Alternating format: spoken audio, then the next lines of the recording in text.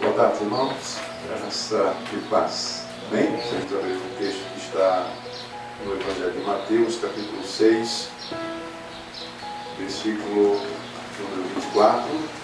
Ninguém pode servir a dois senhores, porque ou há de aborrecer-se de um e amar ao outro, ou se devotará a um e desprezará ao outro. Não podeis servir a Deus e às riquezas. Amém? Esse texto, ele tem algumas versões. A que nós lemos agora, que é a versão da Revista Atualizada, ela apresenta essa palavra, o termo paralelo à pessoa de Deus, riquezas.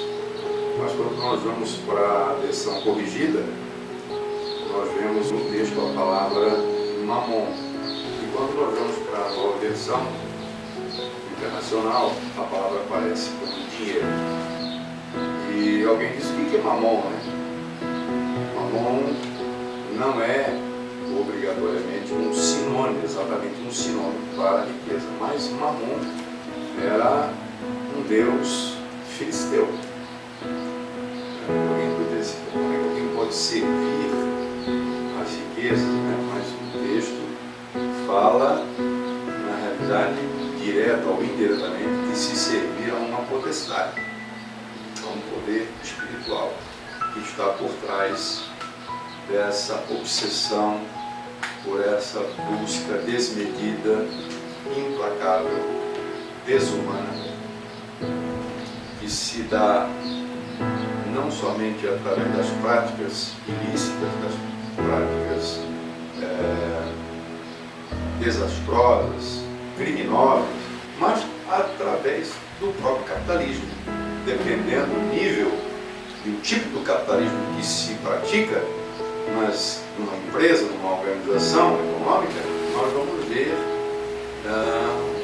um espírito de maldade, uma concorrência desumana, o que se chama de capitalismo selvagem. Então, Jesus está dizendo que se nós quisermos servir a Deus de coração e seguirmos a sua palavra, cumprirmos o seu querer, nós, de alguma maneira, em algum ponto, nós cederemos, nós não seremos aquela pessoa tão obstinada que faça por cima de qualquer coisa para obtermos riquezas. É impossível você servir a Deus e você servir as riquezas, ou servir a Deus e servir a mamon.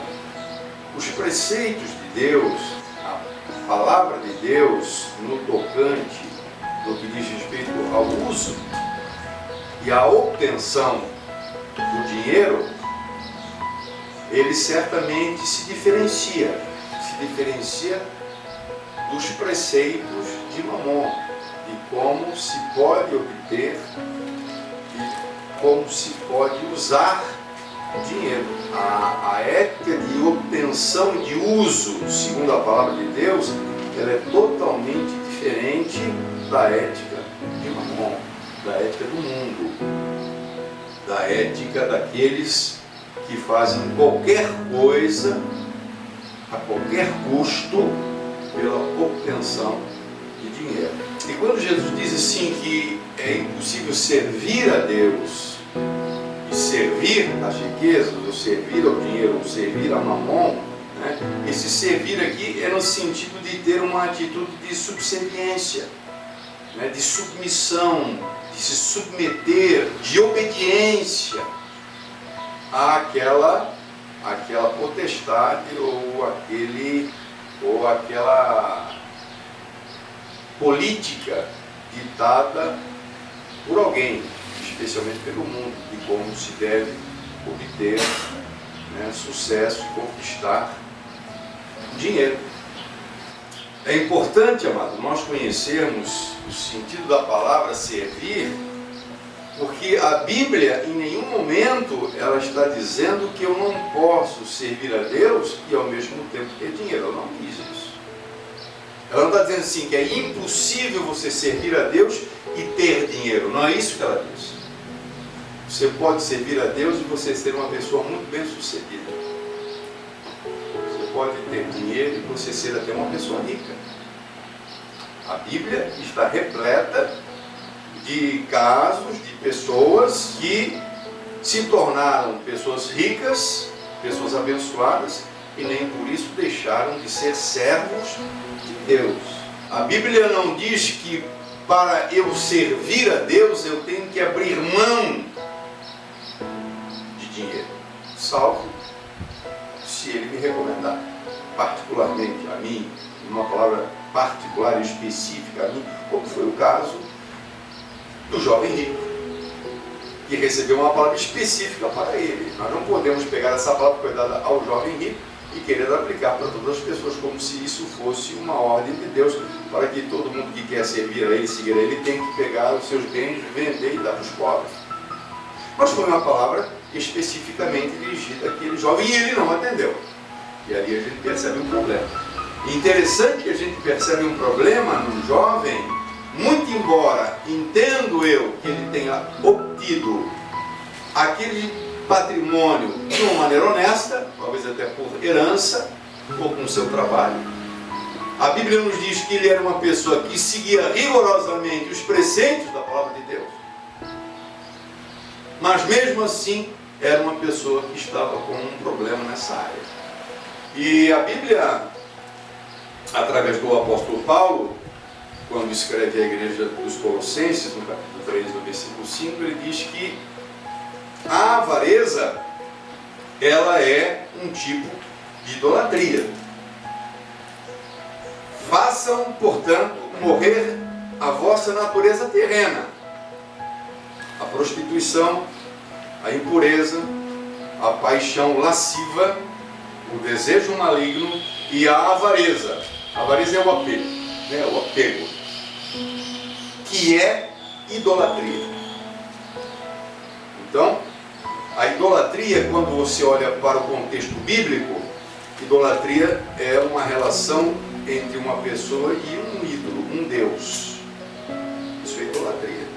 Então, o dinheiro é apresentado também nesse sentido como uma potestade, não o dinheiro em si, mas existe algo por trás do dinheiro que leva as pessoas a cometerem coisas de uma maneira que entristeça o coração de Deus, seguindo muitas vezes uma ética desumana, injusta, falsa, criminosa, com o intuito de ter a riqueza, de ter o dinheiro.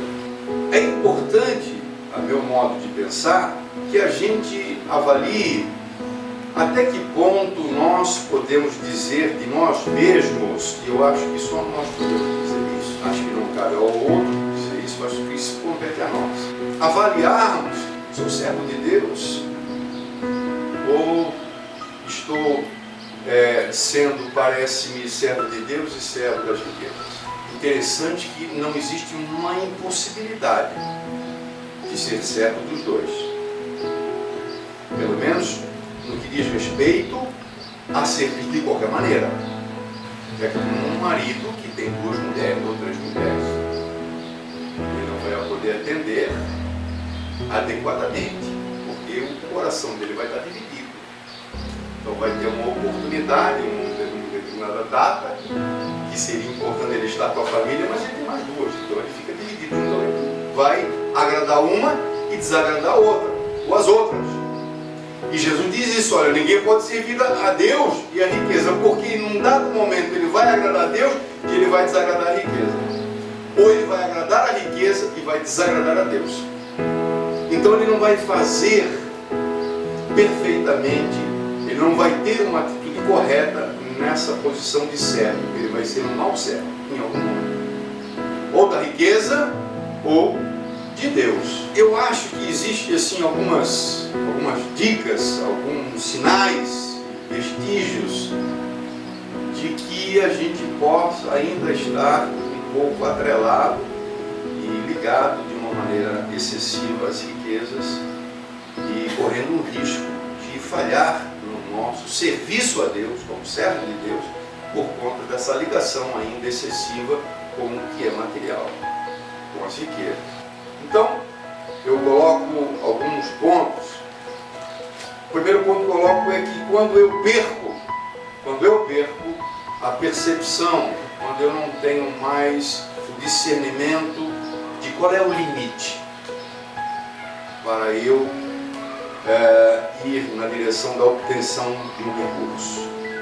Qual é o meu limite? Se não existir limite no que diz respeito ao que é justo, no que diz respeito ao que é legítimo, ao que é legal, se eu perco esse discernimento, se eu não tenho limites para isso, é um sinal muito claro de que eu estou, de alguma maneira, me tornando servo das riquezas. Quando, por exemplo, eu me aproprio de algo que não me pertence. No passado se fez muito isso, apropriação de terras. E aqui no nosso próprio estado, nós temos empresas que se apropriaram de terra na mão grande, matando inclusive pessoas, bolseiros, pessoas que estavam em cima da terra, e tomaram posse. Por quê? Porque existe uma sede, e a riqueza e as terras, elas têm muito valor no coração de quem as busca, então vale qualquer coisa, ou seja, não tem limite. Quando eu perco a percepção do limite, cara, tudo bem, mas eu não vou, isso não está certo. Então quando eu tenho esse discernimento, não vou aqui, isso não está legal, isso não está correto, eu procuro ter menos, mas eu não vou fazer isso. Então quando se perde essa percepção do limite, do que é justo, do que é legítimo, quando eu conquisto alguma coisa de maneira ilícita. Então muita riqueza hoje é conquistada a custas, por exemplo, de coisas ilícitas, como o tráfico, por exemplo, de armas, o tráfico de drogas, o roubo, a corrupção. Nós temos corrupção no nosso país em diversas áreas, na área empresarial, na área política, no futebol.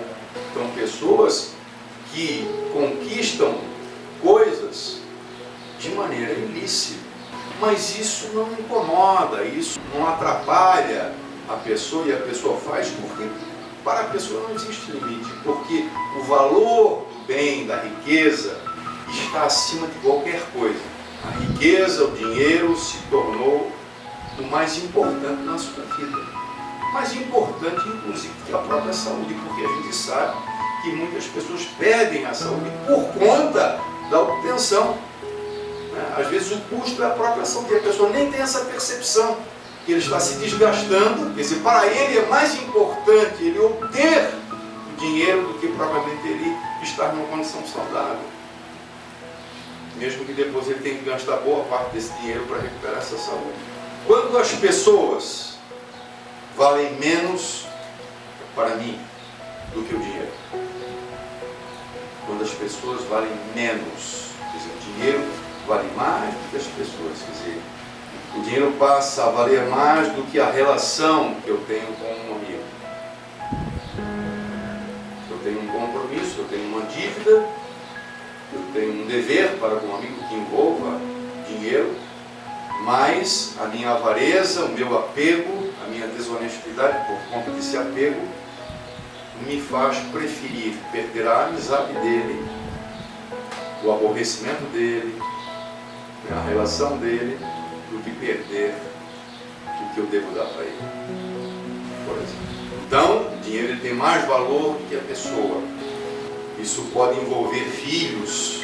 Então, o dinheiro ele vale mais do que o tempo, e a relação, do que a comunhão com os filhos. Para ele, no fundo, existe uma coisa ele dizendo: você vai ganhar um dinheiro, você pode dar para o teu filho o que você quiser. O que mais o filho precisa não é propriamente o dinheiro para ele comprar as coisas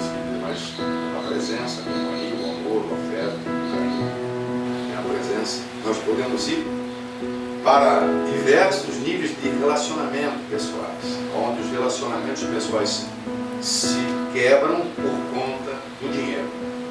Ou seja, para mim vale mais o dinheiro, então eu prefiro perder as pessoas. Então, quando o dinheiro vale mais do que as pessoas, no meu coração, é muito certo que eu devo ser um servo. Também eu posso definir o meu nível de relacionamento por conta do dinheiro, e não propriamente pelo que a pessoa é.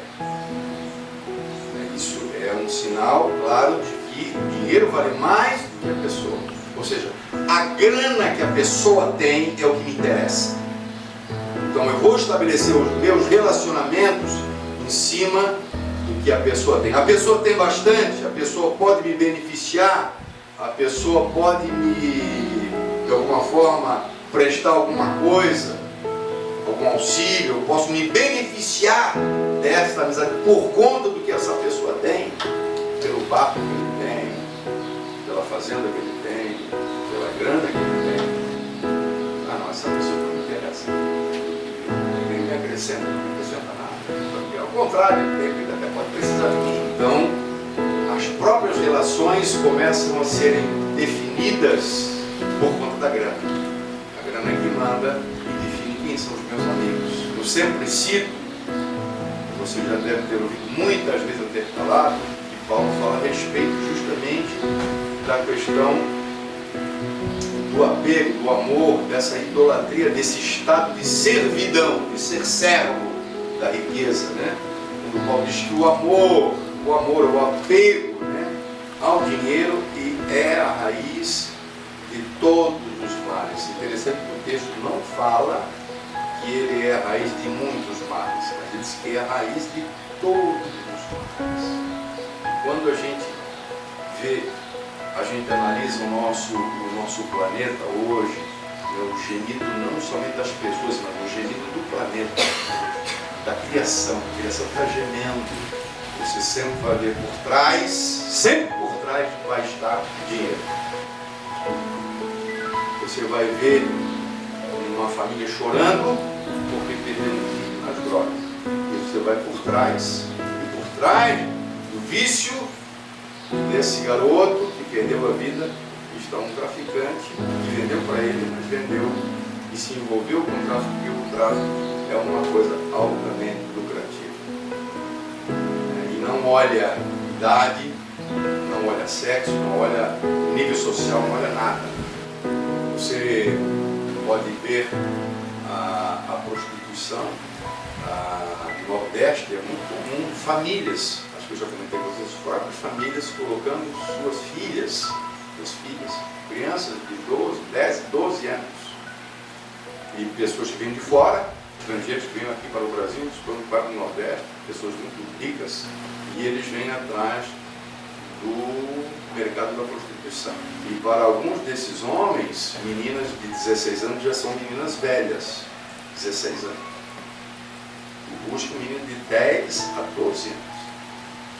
E para a surpresa das pessoas, quem muitas vezes incentiva o ingresso dessas crianças nesse mercado são os próprios pais, porque eles são remunerados. Existe por trás disso um agenciamento. O contato não é com o pai, com o turista, mas existe uma agência que remunera os pais para colocar, que ganha muito dinheiro em cima dessas crianças. As pessoas simplesmente estão fazendo as coisas por conta do dinheiro. Quando eu valorizo mais o dinheiro do que a minha própria palavra, do que a minha própria honra, do que o meu próprio compromisso. Compromisso nos nossos dias vale um pouco. A palavra não tem nada, né? E isso não importa o que as pessoas vão falar. Isso faz parte da cultura capitalista, muitas vezes assumir compromisso e não honrar compromisso.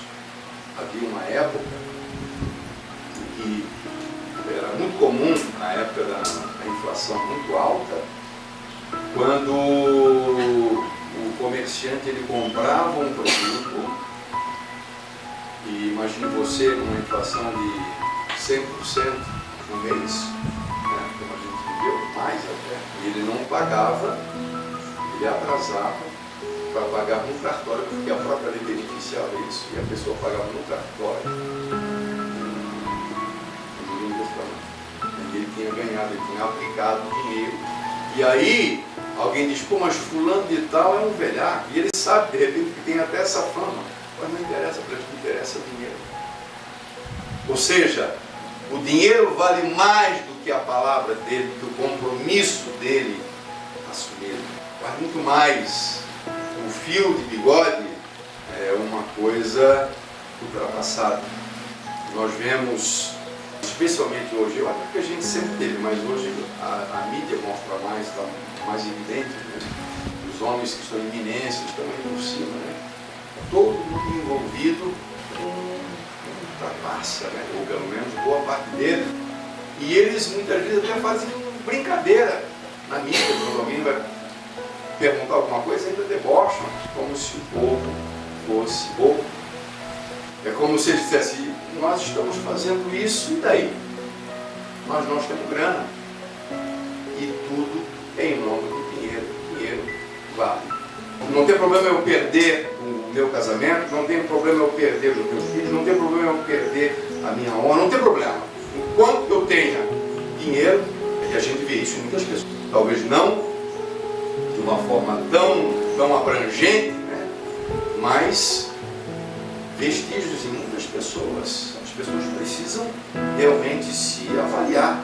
Nós precisamos nos avaliar. Mas talvez, acho que o maior vestígio realmente de que eu sou servo e de que eu estou praticamente numa situação de idolatria econômica é quando eu coloco a minha confiança. Na realidade, isso é praticamente uma consequência, porque, evidentemente, irmãos, quem valoriza mais o dinheiro que as pessoas confia no dinheiro. Não é verdade?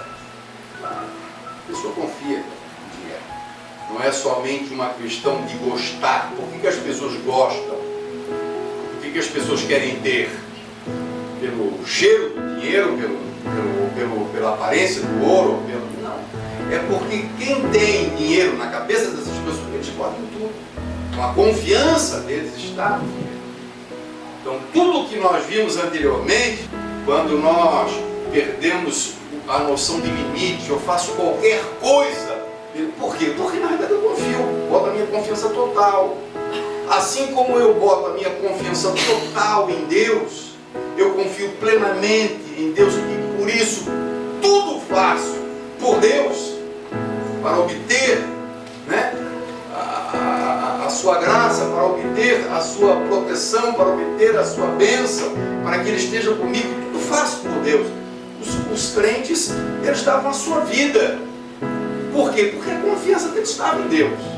O inverso acontece também com o dinheiro. Se a pessoa coloca no dinheiro a sua confiança, né, quer dizer, o dinheiro passa a ser o seu refúgio. A Bíblia diz que Deus é o nosso refúgio. Mas tem muita gente que busca o refúgio do dinheiro. É uma coisa triste quando a gente vê, às vezes, esse programa de rede de televisão fechada, né, esse programa de moda atualmente, né, e aquelas mulheres grandes dizendo que quando elas estão tristes, quando elas estão assim deprimidas, elas pegam o cheque, o cartão e vão para o shopping, vão fazer compra, elas ficam alegres, ficam felizes. É um refúgio, é uma fuga. Né? Alguém pode dizer, se eu tenho dinheiro, eu estou seguro. Se eu tenho dinheiro, eu posso tudo. Interessante que são os mesmos textos que nós aplicaríamos ao que a vida. Paulo diz assim, tudo posso em Deus. Eu posso suportar as aflições, eu posso passar. E Deus pode nos abençoar e nos abençoa.